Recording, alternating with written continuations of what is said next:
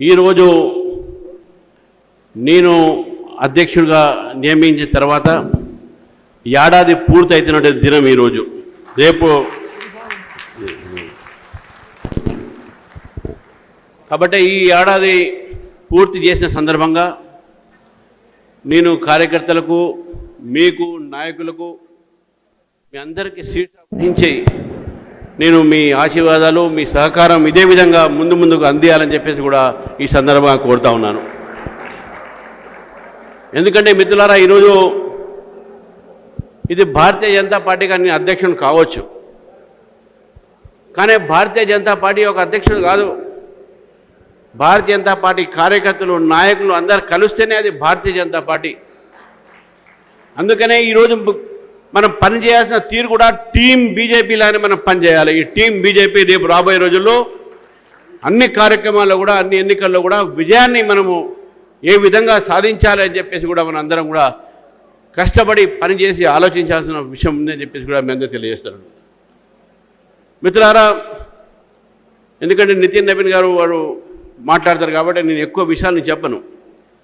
కానీ మీ అందరికీ చూస్తూ ఉన్నారు, మీ అందరూ కూడా ఈరోజు నిన్న మొన్న ఇవాళ ఒక జాతీయ అధ్యక్షుడు తెలంగాణలో 3 రోజులు అనేక జిల్లాల పర్యటన చేసి కార్యకర్తలను మాత్రమే కలిసి ఈరోజు మనకు మార్గదర్శనం ఇస్తున్నారంటే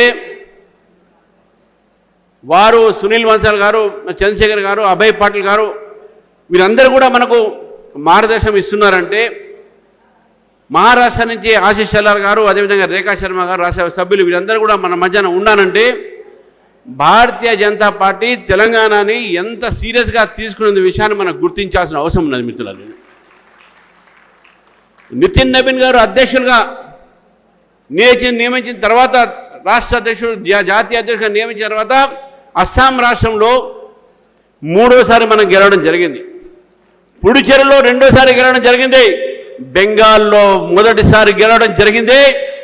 ఈ గెలుపు ఒక సరళి రేపు తెలంగాణలో కూడా ఇది సోకాలే అని చెప్పేసి కూడా మీ అందరికీ కూడా కోరుతా ఉన్నాను. నాకు పూర్తి నమ్మకం ఉంది. ఈరోజు మన ఉత్సాహం చూస్తూ ఉంటే కార్యకర్తలు, భారతీయ జనతా పార్టీ ఈరోజు ప్రజలకు ఒక ప్రత్యామ్నాయంగా కనబడతా ఉన్నది.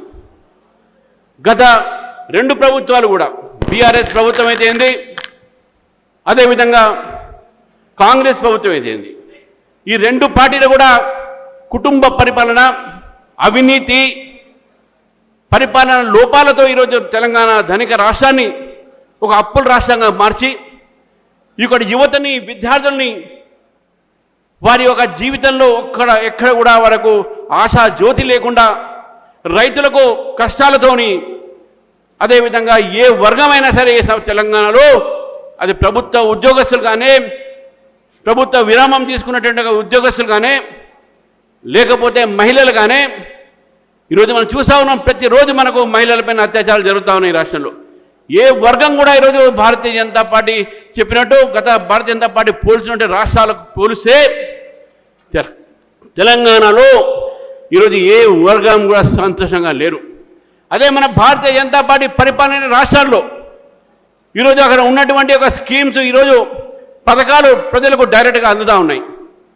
కానీ రేవంత్ రెడ్డి గారి యొక్క ప్రభుత్వం ఏ ఒక్క పథకాలు కూడా ప్రజల దాకా వెళ్ళట్లేదు. మధ్యాహ్నే చాలా పోతా ఉన్నాయి. ఈ ప్రభుత్వం కేవలము కాంట్రాక్టర్ల కోసము, కమిషన్ల కోసం ఈ ప్రభుత్వం ఈరోజు మిత్రులారా. ఈ ప్రభుత్వం రాగానే, ఏ ప్రభుత్వం అయినా వచ్చినప్పుడు నిర్మాణంతో మొదలు పెడతారు. కానీ రేవంత్ రెడ్డి గారి ప్రభుత్వం రాగానే కూల్చివేతతో మొదలుపెట్టినట్టు ప్రభుత్వం ఇది. కూల్చివేతలతో ప్రభుత్వం మొదలుపెట్టారు. హైడ్రా పేరు మీద బీదవాడ ఇళ్ళు కూల్చడం జరిగింది. హైడ్రా పేరు మీద ఈరోజు ఎంతోమంది నిర్వాసులు చేశారు. బ్యాంకు లోన్లు ఇచ్చి కష్టపడి ఒక తరగతి కుటుంబము, ఒక బీద కుటుంబం ఇల్లు కట్టుకుంటే నీ ప్రభుత్వం రాగానే వాళ్ళ ఇల్లు కూలగొల్చారే, దీని ఉసురు తప్పకుండా తగులుతుంది రేవంత్ రెడ్డి గారి యొక్క ప్రభుత్వానికి. అంతేకాదు, ఈరోజు మూసీ యొక్క ప్రక్షాళన పేరు మీద, మూసీ ప్రక్షాళన ఎటువంటి ఒక మనకు అభ్యంతరాలు లేవు.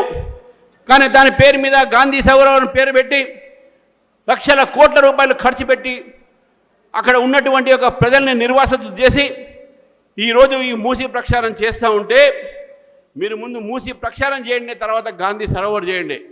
అంతేగాని మూసి ప్రక్షాళన చేయకుండా గాంధీ సరోవర్ కడతా అంటే అది కూడా కాళేశ్వరం లాంటి ప్రాజెక్ట్ అని చెప్పి తెలియజేస్తాను మిత్రులు. నేను 2-3 విషయాలు చెప్పి ముగిశాను, ఎందుకంటే నితిన్ నవీన్ గారు కూడా వెళ్ళాలి, వాళ్ళు మాట్లాడాలి కాబట్టి. ఈరోజు మనం చూస్తా ఉన్నాం, నరేంద్ర మోదీ గారి 12 సంవత్సరాల పరిపాలనలో ఏ ఒక అవినీతి లేకుండా పరిపాలించారు, అవినీతి రహితమైన పరిపాలన ఈరోజు దేశానికి నరేంద్ర మోదీ గారు అందించారు. అభివృద్ధి కార్యక్రమాన్ని ముందు తీసుకోవడం జరిగింది.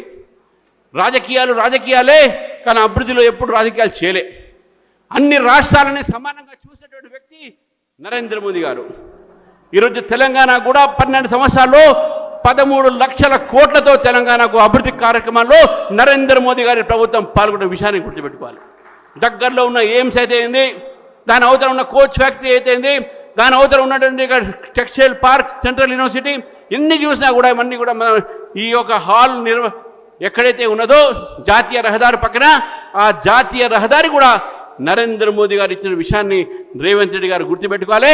ఇది తెలంగాణ ప్రజలకు తెలవాల్సిన అవసరం ఉన్నది. ఈరోజు తెలంగాణ ఒక అభివృద్ధి కార్యక్రమాల్లో కేంద్ర ప్రభుత్వం ఎంతో నిధులు ఇచ్చడం జరిగింది, కానీ వీళ్ళు అబద్ధాలు ఆడుతూ ఉన్నారు. రేవంత్ రెడ్డి గారు చేయాల్సిన పని అని చేయట్లే. ఒక సినిమా ఉండే బాబు మోహన్, దాంట్లో ఒక సీను, అందరి ఊరోళ్ళని చెప్తాడు, అందరికీ మొత్తం బట్టలు ఇప్పేసుకొని మొత్తం అండర్వేర్ మీద ఇగో నేను కొండలు లేపుతా అన్నాడు. మొత్తం అందరు ఊరంతా వస్తుంది కొండలు లేపుతా అని, మొత్తం బలం పెట్టుకొని కొండలు లేపాలని పోతాడు. అక్కడికి చివరికి ఏమంటాడంటే, బాబు ఆ కొండని 4 వేసి నా ఈ మీద పెట్టండి సరిపోతుంది అని అంటే. ఈరోజు కూడా రేవంత్ రెడ్డి గారు బాబు మోహన్ గారు లాంటి చేస్తా ఉన్నారు పని.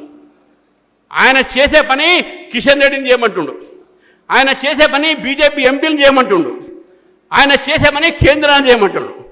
ధాన్యం తీసుకోవాల్సిన పని మీది కాదా? కేంద్రం ఎందుకు వస్తుంది? ఏ రోజు మనకున్నట్టే మెట్రోలు, ఎంఎంటీఎస్లు ఇవి దీంట్లో భాగంగా ఉన్నది మీరు కాదా? దానికి కిషన్ రెడ్డి గారు కానీ మా ఎంపీలు కానీ ఏం చేస్తారు?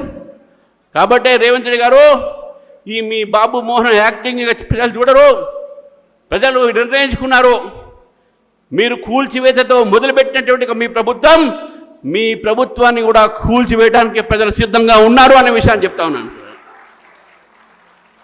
అంతేకాదు బీఆర్ఎస్ ప్రభుత్వం, బీఆర్ఎస్ కూడా నేను చెప్తా ఉన్నాను, మీరు కాంగ్రెస్ పార్టీ ఇద్దరు చేసిన నాటకాలు, మళ్ళీ మీ మధ్యవర్తి వహిస్తున్నటువంటి ఒక ఎంఐఎం పార్టీ, ఈ ఎంఐఎం, బీఆర్ఎస్, కాంగ్రెస్, ఈ 3 పార్టీలు కూడా ఒకటే చెప్తా ఉన్నాను.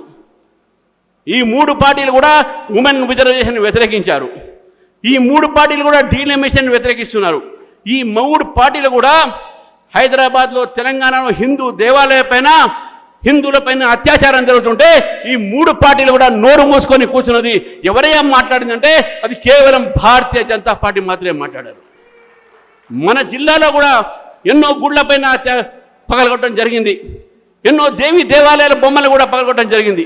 అవకాశం ఇస్తే నరేంద్ర మోదీ గారి ప్రభుత్వంలో, కేంద్ర ప్రభుత్వం నుంచి వచ్చినటువంటి ఒక యోజనల ద్వారా కార్యకర్తను ఒకటే మాట్లాడుతూ ఉన్నాను, ఈ 2 సంవత్సరాలు ఏదైతే ఎన్నికలకు ఉన్నాయో ఈ 2 సంవత్సరాలు కూడా ప్రజల సమస్యతో ప్రజల్లో మమేకమై మనం పోరాడదాం.